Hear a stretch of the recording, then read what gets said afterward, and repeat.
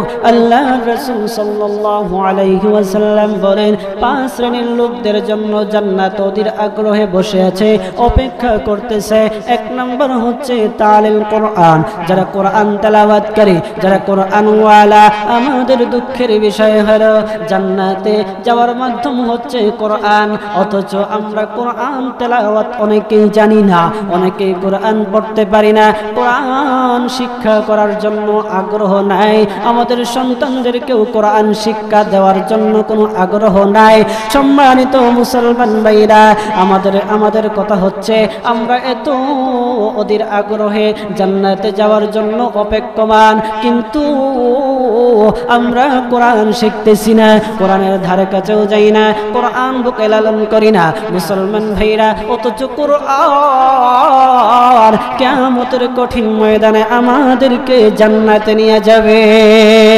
সম্মানিত হাজিরিন, আমাদেরকে 1 নম্বর হচ্ছে আমাদেরকে কোরআন তেলাওয়াতকারী হতে হবে। কোরআন তেলাওয়াতকারীর এত দাম, যারা কোরআন শরীফ শিক্ষা করে এবং শিক্ষা দেয় তাদের কত দাম।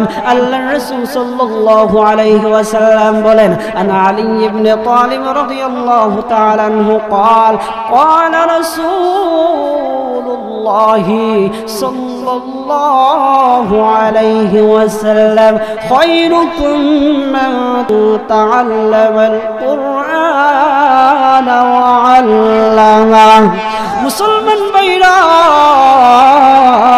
আল্লাহর নবী সাল্লাল্লাহু আলাইহি ওয়াসাল্লাম বলেন, হযরত আলী রাদিয়াল্লাহু তাআলা আনহু থেকে বর্ণিত, নবীজি সাল্লাল্লাহু আলাইহি ওয়াসাল্লাম বলেন, যে কোরআন শরীফ শিক্ষা করে এবং শিক্ষা দেয় সে দুনিয়ার মধ্যে সর্বোত্তম মানুষ।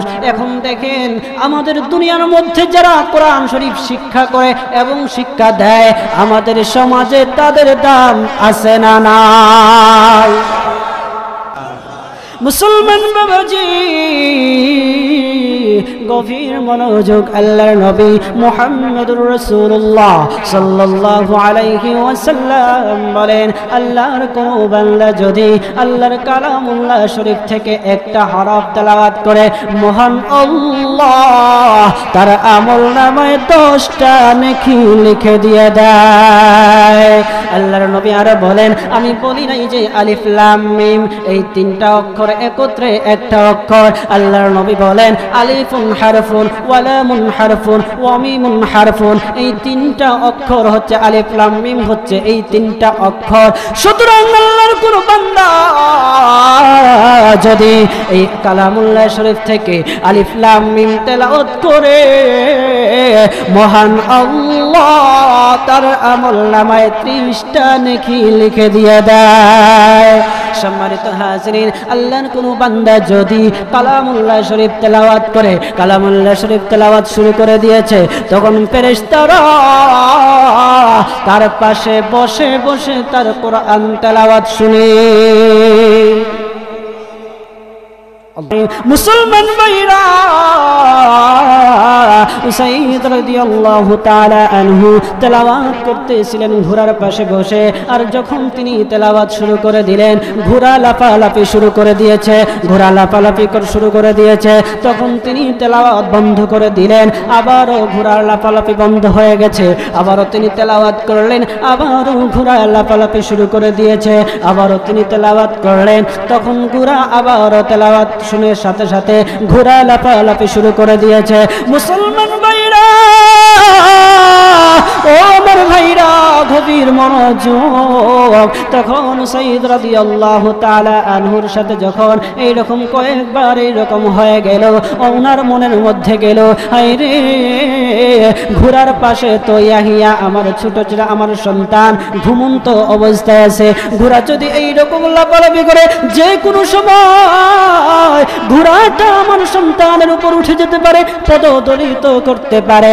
এই ভয়ে তিনি তাড়াতাড়ি সন্তানকে আনতে যাবে, যাবেন। এই সময় তিনি উঠে দাঁড়াইলেন, উঠে দাঁড়াইয়া সন্তানকে যখন আনতে যাবেন, দেখা যায় ওনার মাথার উপরে সামিয়ানা, কি যেন একটা সামিয়ানা দেখা যায়, আর সামিয়ানার ভিতরে আলো জ্বলতেছে, আর এই আলোর ভিতরে ছোট ছোট ছোট ছোট কি যেন দেখা যায়। তিনি তো ওই সামিয়ানার দিকে তাকাইলেন, তাকানোর সাথে সাথে দেখা যায় সামিয়ানাটা আরো উপরের দিকে উঠতে লাগলো। এক সময় দেখা যায় ওনার চোখের আড়াল হয়ে গেল। মুসলমান ভাইরা, যখন তিনি আর এই সামিয়ানাকে দেখতে পেলেন না, তখন তিনি ভোর হওয়ার জন্য অপেক্ষা করলেন। ভোর হয়ে নামাজ আদায় করলেন, ফজরের নামাজ আদায় করে নবীজি সাল্লাল্লাহু আলাইহি ওয়াসাল্লামের কাছে গেলেন। ইয়া রাসূলুল্লাহ, ইয়া হাবিবাল্লাহ, আমি আমার সন্তানকে আনতে যাব। এই সময় দেখি সামিয়ানা দেখা যায়, সামিয়ানার ভিতরে আলোকিত কি যেন ঝলঝল ঝলঝল করতেছে। এক পর্যায়ে আমার আড়াল হয়ে গেছে। তখন নবীজি সাল্লাল্লাহু আলাইহি ওয়াসাল্লাম বলেন, ও হুজাইর, তুমি আরো তেলাওয়াত করতে থাকতে। তখন তিনি বলেন, হ্যাঁ আমি তেলাওয়াত করতেছিলাম।